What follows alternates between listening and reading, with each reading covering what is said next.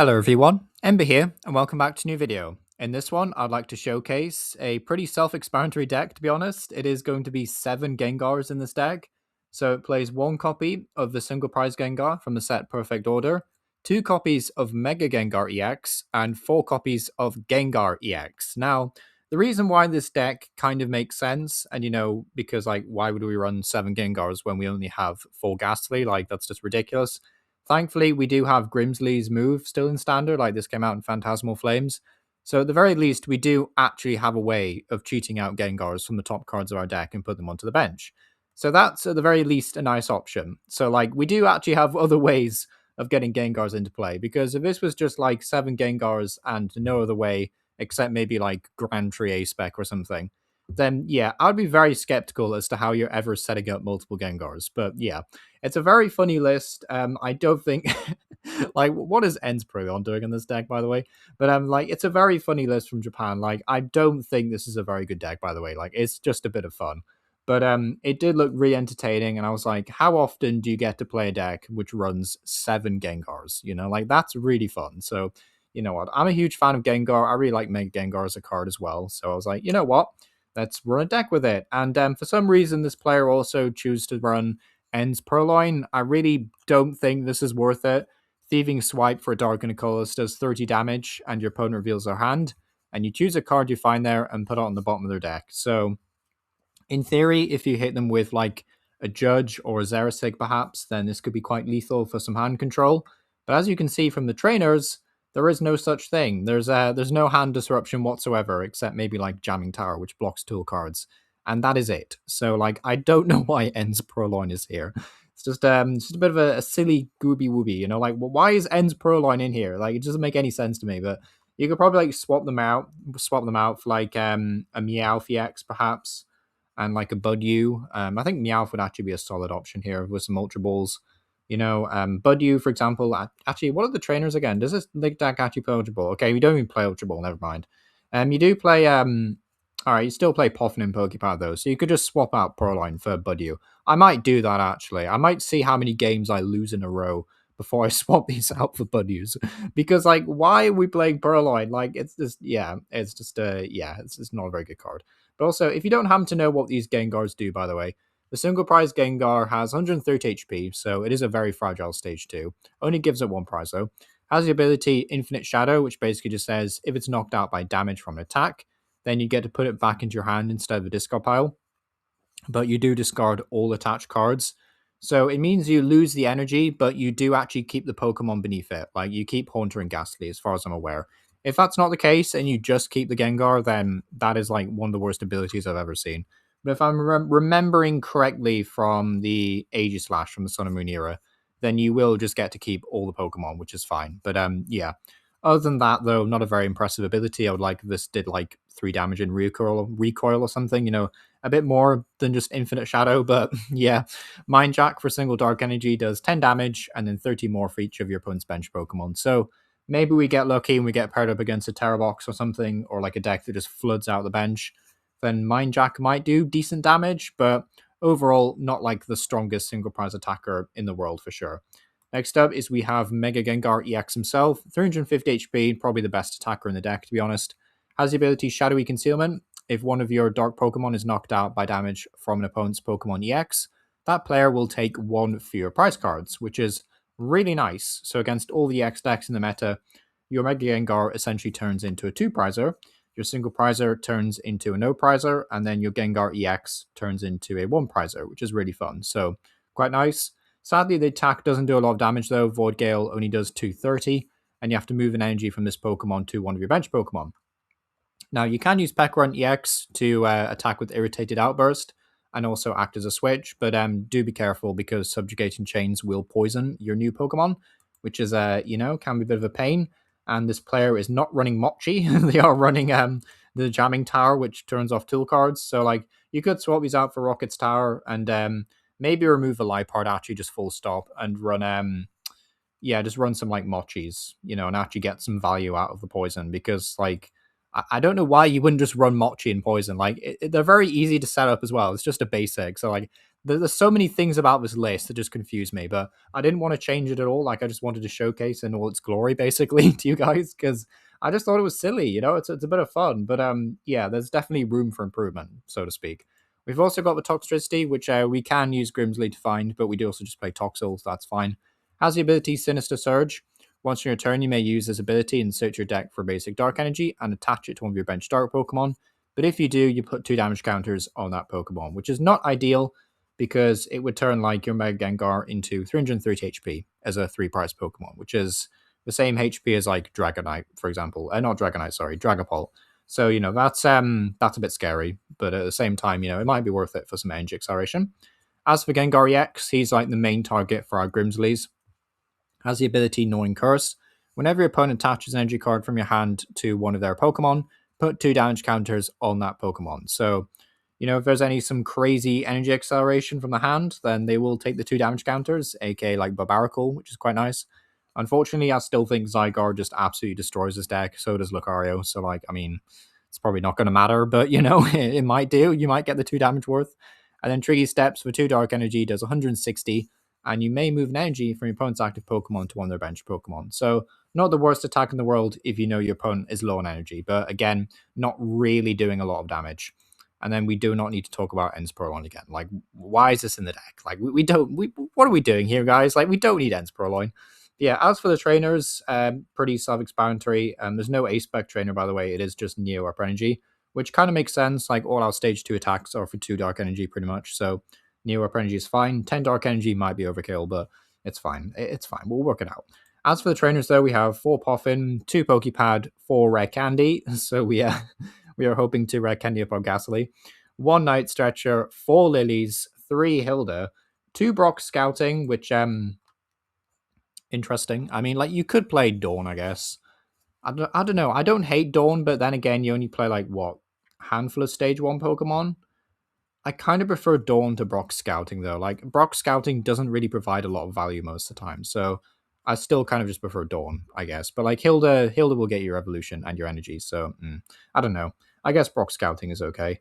2 Boss's Orders, 3 Grimsley, of course, and 2 Jamming Tower. It's a very strange deck. Like, a deck that plays 7 Gengars is going to be strange, sadly.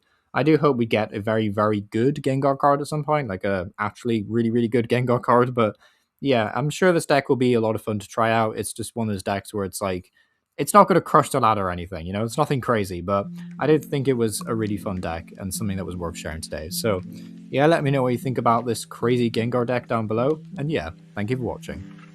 We are going to lose a Toxel, and Haunter is about to take another 30 damage, but it's okay.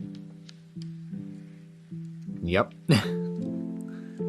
It's fine. Right, they will not have another way of doing damage to us. We're fine. We're going to be okay. Another Brock Scouting, really? I suppose we may as well do this then. Ooh, good Fez. Fez is a spicy option. I'm just bothered we don't draw a... Yeah, I mean, we're not playing Ultra Ball, right? So Fez is not a good option here.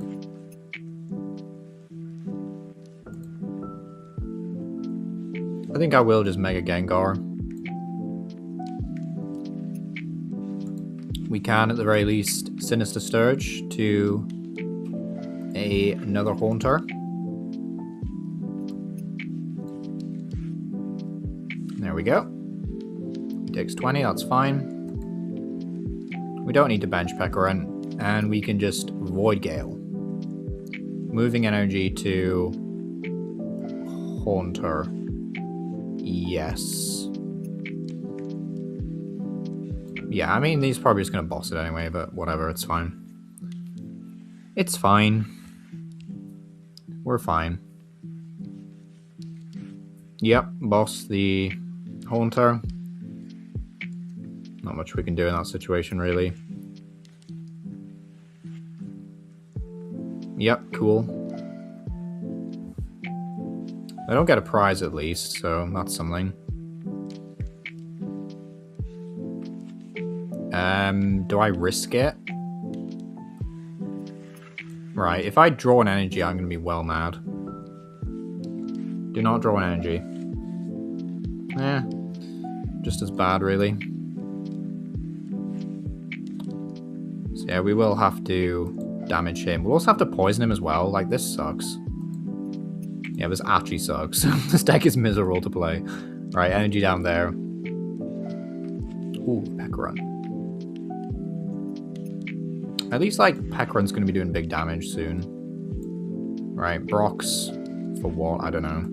Fez. Yeah, sure. We'll do the Fezzies.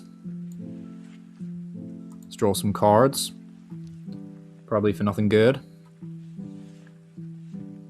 It's a bit of a rip. I mean, we can Rare Candy the main guy. That's something. Although I could have paid the energy to retreat, so maybe not worth it. Yeah, maybe that was not worth it.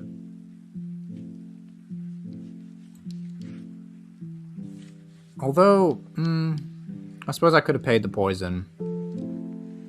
It's fine. Right, we'll put an energy down here. And we will do Void Gale. Bonk this guy. Put an energy down here, I guess. So we do actually have 2 Gengars rolling, which is nice. We only get 2 prizes though. Hilda Night Stretcher. Still no sign of a Grimsley's move, but I guess it won't matter this game. So we have to get rid of this guy. And then deal with, yeah, we have to get rid of this guy.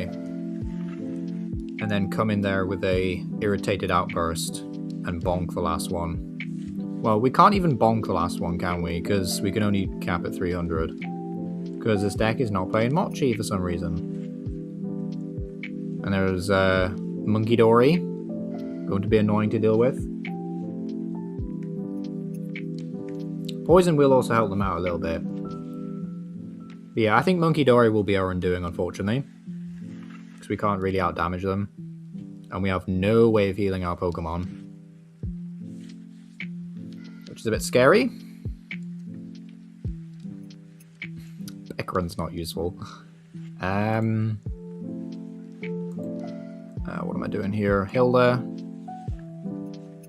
I think we probably want energy.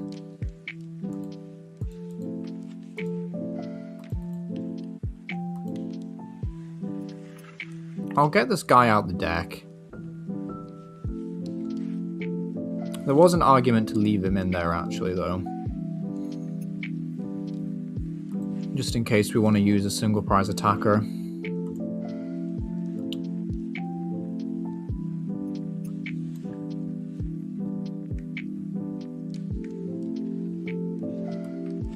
Yeah, you know what? We'll do this. I wasn't going to do this because... Well, I mean, Grimsley's probably coming down anyway, so, like, who cares, you know? Sinister Surge. 2 damage counters down there.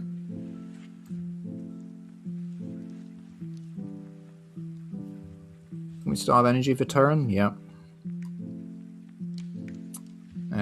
You know what? Down there, sure. Actually, you might want to... Yeah, I think down there is fine.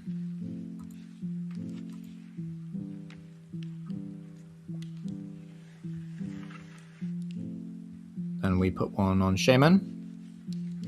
Shaman's fine, I think. So yeah, we're poisoned, which is unfortunate.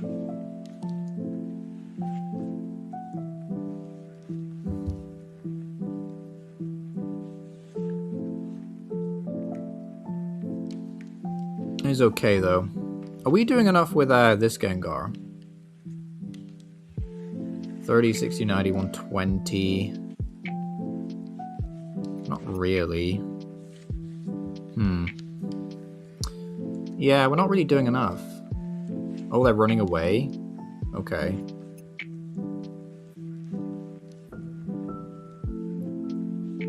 I suppose that gives us a bit more time to Depends what we draw, though. Alright, attract customers for a Drayton. Right, we can just, like, top deck boss one time, please. Right, boss, come on. It's not a boss. We don't get a boss.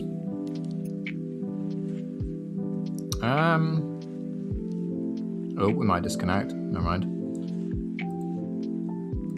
Go ahead and... Right, he can actually... Yeah, it's probably not worth subjugating chains the turn we need to. Ah, the game crashed. No! No, this was like the one game I probably could have won. No. Alright, I mean, we got kind of set up, right? Alright, there's 2 energy left in deck anyway. It's fine.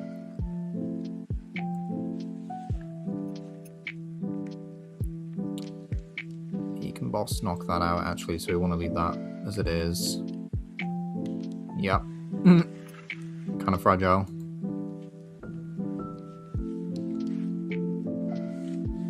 I might want to use another Mega Gengar, actually, so I won't evolve that one just yet. Tricky steps. Get a prize. Neo. Neo's fine. Would like to see it a bit sooner, though.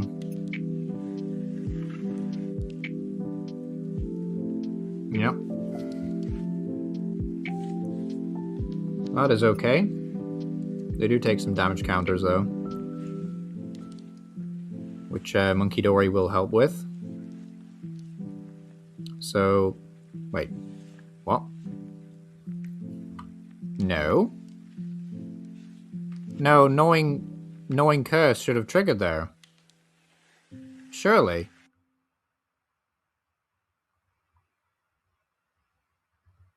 I don't understand what happened there. I feel like knowing Curse should have triggered. Yeah, that's weird.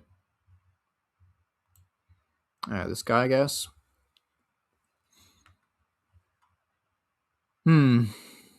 Strange. Actually, we'll Fez. Flip the script. Ooh, we do get the Mega Gengar. How nice. Yeah, we got all 3 options. Yeah, we'll do this one. So he's now a 1-prizer, which is cool. Sure, I guess. Don't think there's anything we need.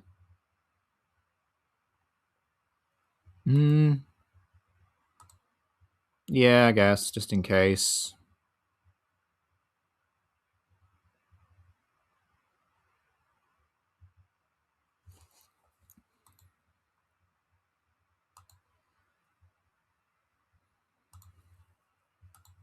Actually, I'll run away.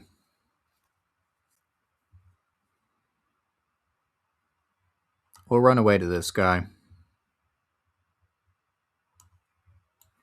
We'll do this. 160.